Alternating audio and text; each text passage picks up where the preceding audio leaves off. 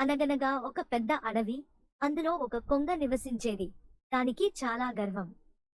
తనంత దూరం ఎవరూ ఎగరలేరని మిడిసిపడుతూ ఉండేది. ఆ రోజు ఓ బుజ్జి పిచ్చుక కొంగ కంటపడింది. దాని దగ్గరకు వెళ్ళి, "ఓ పిరికి పిచ్చుక, నీకు నా అంత ధైర్యం లేదు. కనీసం నాలా పెద్ద రెక్కలు కూడా లేవు. అయినా చిన్న చిన్న గింజలు, పురుగులు తిని బ్రతికే నువ్వు నా ప్రదేశంలో నాతో పోల్చుకుని పోజులు కొడుతున్నావు ఏంటి?" అని నానా మాటలనింది. దీంతో పిచ్చుకకు కాస్త కోపం వచ్చింది.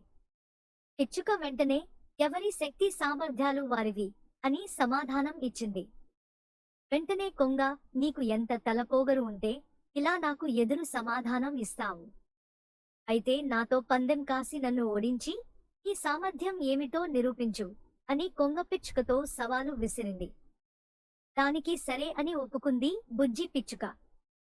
దూరంగా ఉన్న మరో పిచ్చుక ఈ పోటీకి న్యాయ నిర్ణేతగా ఉంది.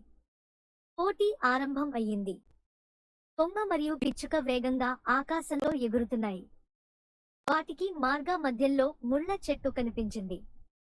వెంటనే పిచ్చుక కొంగతో, "దమ్ముంటే దీనిలో నుండి బయటికి రావాలి" అని సవాలు విసిరింది. పొగరుతో సరే అని ఒప్పుకుంది కొంగ.